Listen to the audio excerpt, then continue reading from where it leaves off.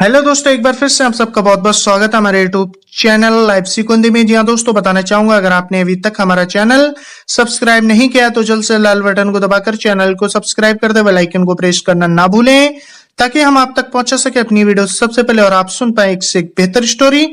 जी हाँ दोस्तों, बताना चाहूंगा हमारे इस चैनल पर हिंदी साहित्य के कवियों के बारे में, स्वतंत्र सेनानियों के बारे में, राजा महाराजाओं के बारे में और इतिहास के बारे में पूरी जानकारी दी जाती है। तो दोस्तों बने रहे हमारे साथ वीडियो के लास्ट तक। आइए दोस्तों, बताना चाहूंगा आज मैं आपको इस वीडियो में बताने वाला हूं गौतम बुद्ध के जीवन के बारे में, उनके जीवन से कुछ कही अनकही बातों के बारे में, उनके जीवन से जुड़ी घटनाओं के बारे में। तो आइए दोस्तों वीडियो को स्टार्ट करते हैं।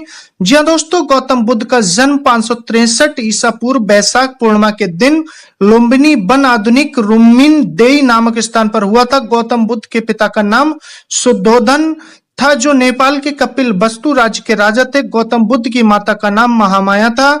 महामाया की एक छोटी बहन प्रजापति गौतमी था।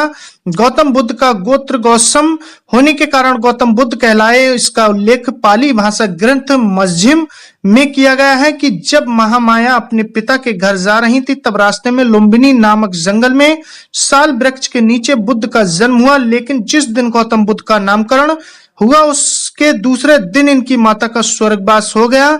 इनका पालन पोषण गौतम बुद्ध की मौसी महाप्रजापति गौतमी ने किया। जी हाँ दोस्तों, इनका बचपन तो आइए बताना चाहूंगा। इनका बचपन का नाम सिद्धार्थ गौतम था। ये एकांत प्रिय चिंतनशील थे। जब बुद्ध थोड़ा चलने फिरने लगे तब शाक्य जनपद के मुखिया इकट्ठे हुए और राजा शुद्धोधन से कहा कि देवी अभय के मंदिर में ले जाना चाहिए। सिद्धार्थ गौतम शाक्यों के रीति रिवाज के अनुसार चले गए। जी हाँ दोस्तों, शिक्षा तो बताना चाहूंगा सिद्धार्थ गौतम बुद्ध की 7 वर्ष की आयु में शिक्षा शुरू हो गई थी।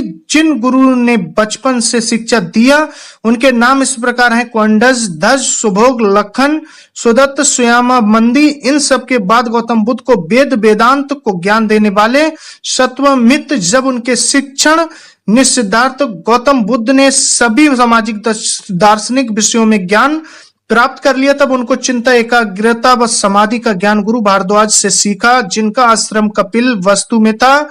जी हाँ दोस्तों, ये बताना चाहूंगा गौतम बुद्ध का विवाह तो दोस्तों दंडपड़ी नाम का एक शाक्य परिवार था जिनकी पुत्री का नाम यशोधरा था। राजकुमारी यशोधरा अत्यंत सुंदरी और शील के लिए वह प्रसिद्ध थी।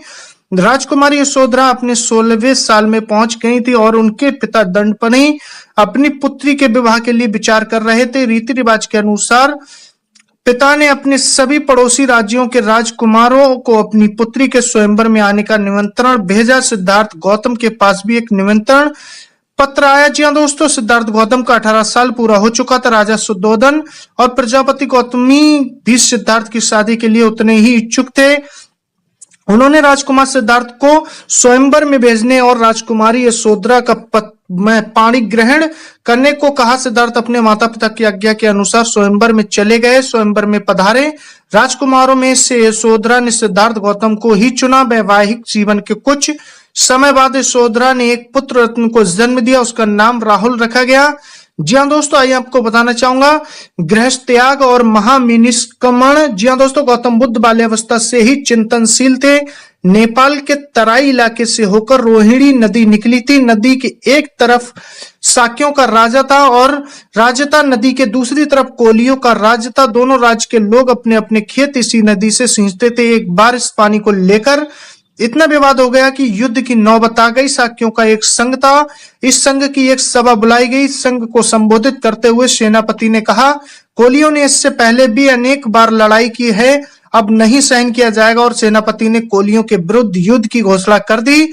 सिद्धार्थ गौतम ने इस प्रस्ताव का विरोध किया और कहा, युद्ध से किसी प्रश्न का समाधान होता है। मेरे विचार से शाक्यों को कोलियों के विरुद्ध युद्ध छेड़ने की जल्दबाजी नहीं करनी चाहिए, पहले इसकी जांच की जानी चाहिए कि दोनों में दोषी कौन है। लेकिन सेनापति ने सिद्धार्थ की बात नहीं मानी। दूसरे दिन सेनापति ने शाक्य संघ की एक और सभा बुलाई। वे वहीं सभी लोग थे जो पहली सभा में उपस्थित थे।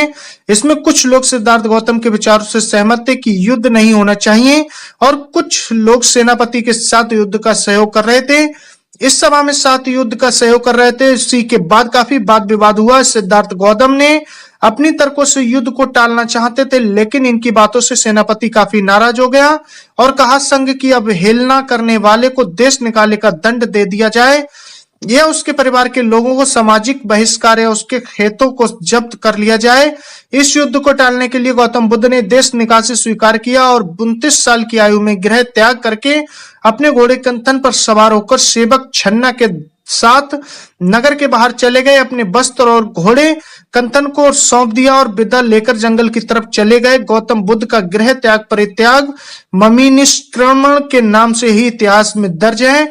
जी हाँ दोस्तों, धर्म विचार तो ज्ञान ग्रहण करने के बाद बुद्ध ने सर्वप्रथम सारनाथ में अपने 5 भिक्षु साथियों को, जिन्होंने उन्हें त्याग दिया था, अपना पहला उपदेश दिया और ये 5 उनके शिष्य बन गए और 5 शिष्य पंचवज्ञपति कहलाते हैं। ये घटना धर्म चक्र परिवर्तन के नाम से प्रसिद्ध है। जब गौतम बुद्ध के शिष्यों की संख्या 60 पहुंच गई तब उन्होंने एक संघ का निर्माण किया। धीरे धीरे संघ की प्रतिष्ठा इतनी बढ़ गई कि बौद्ध धर्म अपनाने वाले प्रत्येक व्यक्ति संघ में प्रवेश करते समय कहता था, बुद्धम शरणम गच्छामि, क्षमम शरणम गच्छामि, संध शरणम गच्छामि। जी हाँ दोस्तों, अर्थात मैं बुद्ध धर्म और संध की शरण में जाता हूँ। गौतम बुद्ध की मृत्यु तो दोस्तों, गौतम बुद्ध 80 साल की आयु में 483 ईसा पूर्व कुशीनगर जिला देवरिया उत्तर प्रदेश में बैसाख पूर्णमासी की रात्रि के तीसरे पहर में गौतम बुद्ध की मृत्यु हो गई।